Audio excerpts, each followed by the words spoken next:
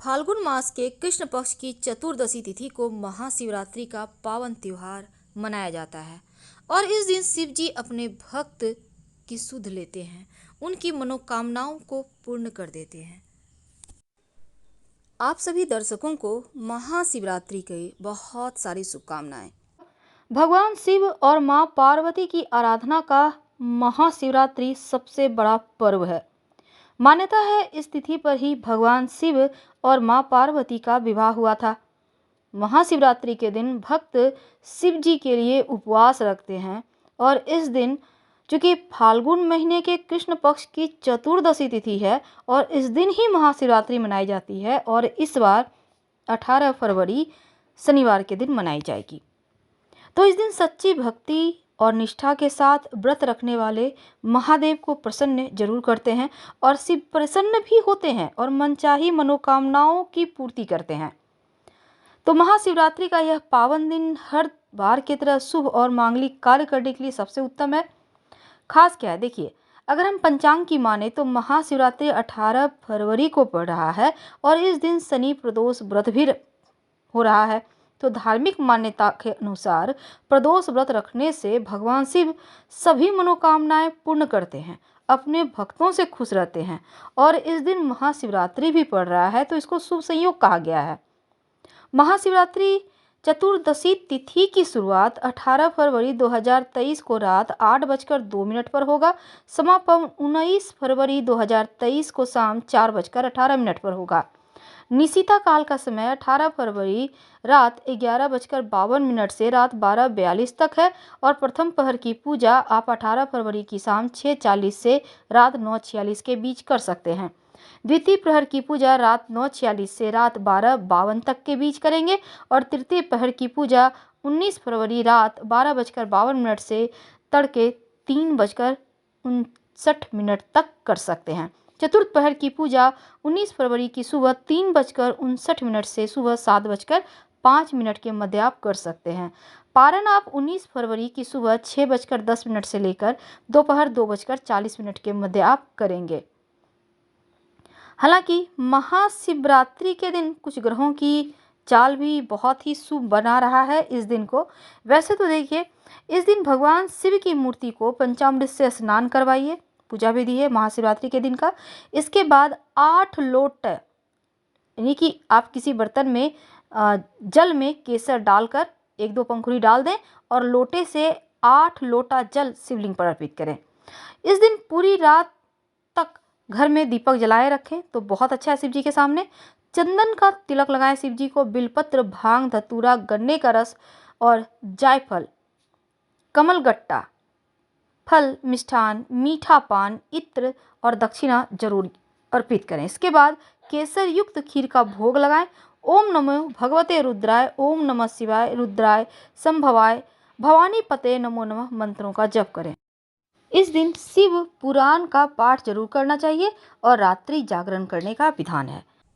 भगवान शिव की अपार शक्ति और भक्ति का पर्व महाशिवरात्रि हर वर्ष फाल्गुन माह के कृष्ण पक्ष की चतुर्दशी तिथि को मनाया जाता है और इस बार गुरुवार 11 मार्च के दिन मनाई जाएगी। भगवान शिव मां पार्वती की पूरे विधि विधान से पूजा करने का विधान है। उन्हें आप भांग, धतूरा, बिल्वपत्र और बैर जरूर अर्पित करें। इस दिन धार्मिक अनुष्ठान भी किए जाते हैं, रुद्राभिषेक भी किए जाते हैं और महामृत्युंजय मंत्र का जप भी किए जाते हैं। मान्यता है कि इस दिन महामृत्युंजय मंत्र का जप करने से आपके स्वास्थ्य में कहीं कोई पीड़ा नहीं होती, बड़े से बड़े दुर्घटना योग भी टल जाते हैं, हमारी सभी मनोकामनाएं पूर्ण हो जाती हैं। अब आपने देखा होगा लगभग हर घर में शिव जी का व्रत जरूर करते हैं लोग। महाशिवरात्रि का व्रत छोटे बच्चे से लेकर बड़े तक शाम के वक्त फलाहार कर व्रत का पूरा पालन करते हैं, शाम तक व्रत रखकर निराहार रखकर। अब इस दिन आपने देखा होगा शिव बारात भी निकाली जाती है, धूमधाम से यह त्योहार मनाया जाता है। और ज्योतिष में वैसे तो चूंकि महाशिवरात्रि का त्योहार खास योग में मनाया जा रहा है, इस बार शिव योग बन रहा है। अब शिव योग होने से नक्षत्र घनिष्ठा है, चंद्रमा मकर राशि में है। तो इस बार की जो शिवरात्रि है वो बहुत दुर्लभ है, बहुत खास है। जब महाशिवरात्रि के व्रत का आरंभ इस बार त्रयोदशी तिथि में हो रहा है, तो क्या करेंगे? देखिए, सुबह जल्दी उठकर स्नान वगैरह करके स्वच्छ वस्त्र धारण करें, फिर पूजा वाले स्थान की सफाई करें, भगवान शिव, माँ पार्वती की प्रतिमा स्थापित करें। अब पंचामृत से स्नान कराएं। अगर पंचामृत आप चाहें तो अलग अलग भी आप डालकर स्नान करा सकते हैं, जैसे दूध, दही, घी, शहद, शक्कर, फिर जल से स्नान कराएं। अब भांग, धतूरा, फल, मिठाई, पुष्प में अगर आग का पुष्प हो तो सबसे अच्छा। शिव जी को चंदन और गुलाल जरूर अर्पित करें। माँ पार्वती को नए सिंदूर की, यानी कि सिंदूर जो आप नियमित रूप से आप पूजा में यूज कर रहे हैं उसको नहीं यूज कर आपको एक नई पुड़िया से उन्हें अर्पित करना है। फिर जो आपकी उंगली में लगा रह गया उससे खुद की मांग भरें। अब सच्चे मन से महाशिवरात्रि व्रत करने का संकल्प लें। अगर आपके घर के आसपास शिव जी का मंदिर है तो जाकर एक लोटा जल में थोड़ा सा अक्षत, यानी बिना टूटा हुआ चावल, बेलपत्र, पुष्प, दूध, जो भी आपके पास है डालकर जाकर शिवलिंग पर अर्पित करके चले आएं। रात में ही की जाएगी, क्योंकि रात्रि में पूजा करने के विशेष नियम है, विशेष विधान है।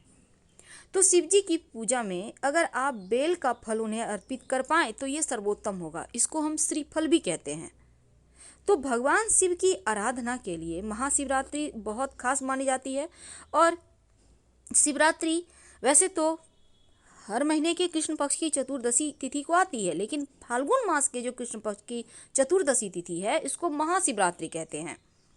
और इस बार शिवरात्रि के दिन चूंकि शिवयोग बन रहा है और मान्यता है कि भगवान शिव माँ पार्वती का विवाह अगर आप करवाएं या दोनों का गठबंधन करवाएं तो आपके घर परिवार में, आपके वैवाहिक जीवन में कहीं कोई तोड़ ही नहीं सकता। सदा सदा के लिए आप लोगों का रिश्ता बना रहता है। बहुत सारी चीज़ें इस दिन के व्रत में ऐसी होती हैं जो आपको नहीं खाना चाहिए, और एक चीज़ ऐसा है जो शिवरात्रि के दिन जरूर खाना चाहिए ताकि आपको इस व्रत का संपूर्ण फल मिले। देखिए, महाशिवरात्रि के दिन बहुत सारे लोग व्रत रखते हैं, बहुत सारे लोग सात्विक भोजन करते हैं एक बेला उपवास रखकर। तो महाशिवरात्रि का अगर आप व्रत रखते हैं तो शरीर में पानी की कमी ना हो, इसके लिए आप जूस का सेवन कर सकते हैं। अनार का, ऑरेंज का कर लीजिए, लेकिन ईख का जूस मत पीजिएगा। महाशिवरात्रि के दिन फलाहार में भी जैसे सेब, ऑरेंज, पपीता, केला, खीरा वगैरह खा सकते हैं। इस दिन नमक नहीं खाना चाहिए। अगर बहुत सारे लोग सेंधा नमक का खाना खाते हैं तो आप खा सकते हैं, कोई दिक्कत नहीं है, लेकिन जो सफ़ेद नमक है उसको मत खाइएगा।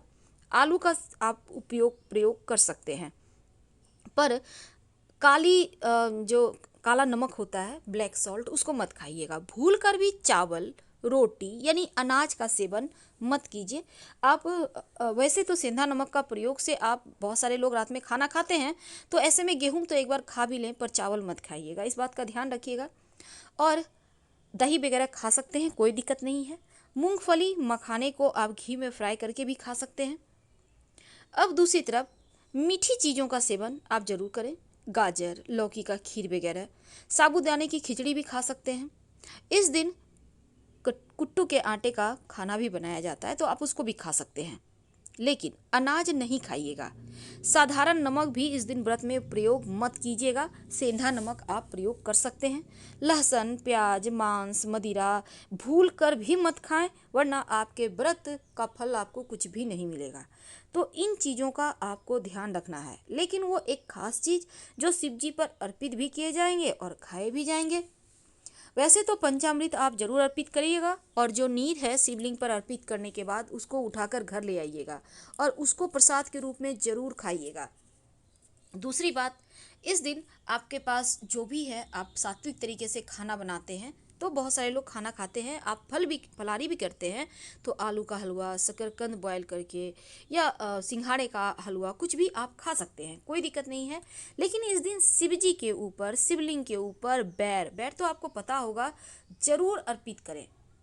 बैर जरूर अर्पित करें, और अर्पित करने के बाद जब आप खाइएगा, फलाहार कीजिएगा, तब इसको जरूर खाइए। बैर को याद रखिए, बैर जरूर खाइए। शत्रु विरोधी कभी सर नहीं उठाएंगे और जीवन में आपकी चारों दिशाओं में जय जयकार होगी, विजय श्री को प्राप्त करेंगे। बैर अर्पित करने से दुश्मन का सर्वनाश होता है या फिर दुश्मन आपके खिलाफ कुछ नहीं कर पाते। शिवलिंग पर केला जरूर अर्पित कीजिएगा, क्योंकि माना जाता है कि अगर गुरुवार का चूंकि दिन है तो इस दिन केला मत खाइएगा फलाहारी में, इस बात का ध्यान रखिएगा। गुरुवार के दिन केला नहीं खाना चाहिए, तो ये आपको करना है। ईख का जूस मत पीजिएगा। वैसे महाशिवरात्रि के दिन आप दूध का सेवन कर सकते हैं, लेकिन दूध सिंपल नहीं, उसमें 2-4 दाने चीनी के डालकर ही सेवन कीजिएगा। प्लेन दूध नहीं खाना चाहिए, जनरल आम जीवन में भी नहीं खाना चाहिए, व्रत त्योहार में तो भूल कर भी नहीं। 2-4 दाना चीनी डाल दें, भले ही आप चीनी नहीं खाते हैं फिर भी। तो इस तरह से आपका व्रत पूर्ण होगा।